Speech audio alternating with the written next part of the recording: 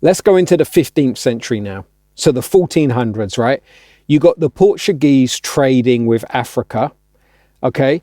And sometimes they're taking Africans by force. And then in 1455, you get the Pope Nicholas V. He issues a papal bull and he says this. Now, bear in mind, back then, this is the biggest Christian leader in the Western world. Okay? And this is what he said. He said, we granted, among other things, free and ample faculty to the aforesaid King Alfonso. So he's saying what permission he's given King Alfonso to invade, search out, capture, vanquish, and subdue all Saracens and pagans whatsoever, and other enemies of Christ, wherever placed, and the kingdoms, dukedoms, principalities, dominions, possessions, and all movable and immovable goods, whatsoever held and possessed by them, and, check it out, to reduce their persons to perpetual slavery. Okay? A bit later he says, thence also many Guineamen and other Negroes taken by, and by the way, I just want to be clear, throughout this session, when you hear me use the word Negro, if I use it, I'm using it as the reported speech of what other people have said or thought. Okay, I just want to be very clear. If you doze off at any point and come back and hear me use that word, understand I'm saying this is what the person I'm talking about was saying or arguing.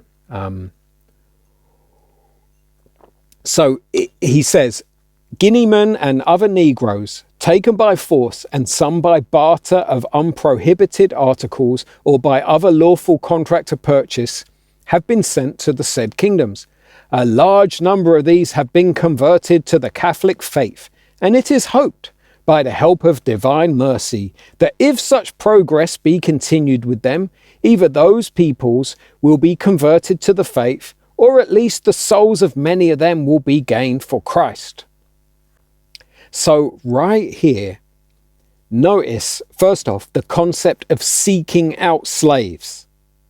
The religious leader of the day is telling people they can seek out slaves. It's very different to the Old Testament law when it's dealing with slavery. It's dealing with the reality that sometimes in war, you end up with slaves. You're either going to kill the people on the other side, or you're going to make them your slaves. It's very different with the Old Testament law dealing with the concept of, if you're really poor, you could go to someone and say, look, I'll work for you as a slave for 7 years and then release me. Very different concept. This is actually seeking out slaves, and it's coming from the church, the concept. I'm not saying they're the first people. There were always kidnappers for a long time, man stealers, but the leader of the church is sanctioning it from the church. Bear in mind, he's saying this even though 1 Timothy 1:10 gives a condemnation to slave traders in the New Testament. But notice as well the concept of perpetual slavery, the idea here that you can actually reduce their persons to perpetual slavery, to a slavery that goes on and on and on without an end.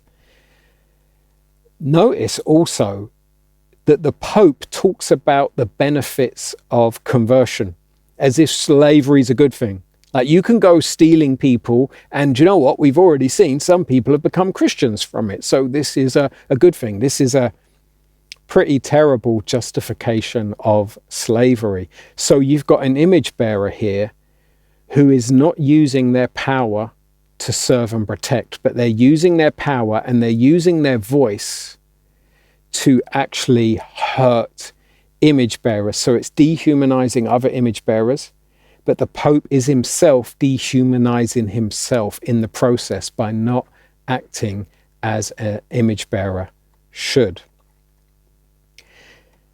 Now, a bit later than this, in 1492, you got Columbus. He goes to the Caribbean. Columbus is an Italian explorer. In his log entry about the Caribbean inhabitants, he says, they were well built with good bodies. Now, if you remember what we've seen from people like Thomas Aquinas and others, if you hear someone talk about someone being well built with good bodies, you're going to be a bit like, uh-oh, because in some people's minds, that means maybe you were made to be a slave. You know, by the way, I'm not saying Thomas Aquinas would totally say that if he was here, you know, but he did say there are some people with a strong body seem to be naturally fitted for service. And Columbus says they're well built with good bodies and handsome features. He says they do not bear arms. Okay, and that's key, because this is how so much colonization and enslavement happened. It happened from European powers having weaponry that was sophisticated. But what's interesting is you hear people keep referring to their intelligence. It's their intelligence that shows why they should make slaves, because they are superior, not bringing up the fact that actually it was their weaponry. Now, some people might say, yes, but their weaponry, is that just from their intelligence? We've got to bear in mind, not all the European intelligence comes from Europe, right? So the idea of these big boats, you know, that were used to travel down to Africa and used to transport slaves, those ships, that concept of big ships, the design of them, the technology came from the Muslim world. It didn't come from the European world. Anyway, he then says they would make fine servants. With 50 men, we could subjugate them all and make them do whatever we want. So notice the concept in Columbus's mind that these people's physique makes them suited for slavery. I think that's what he's getting at. He certainly thinks they're suited for slavery. And notice that he thinks they can just go and subjugate them. It's just a matter of whether they can or not, which he's saying they can if they got enough men. And so it's not recognizing, as image bearers, we've been authorized to use our power to serve and protect and to rule with other humans over the animals, but we haven't been authorized to rule over other humans as a slave-master relationship.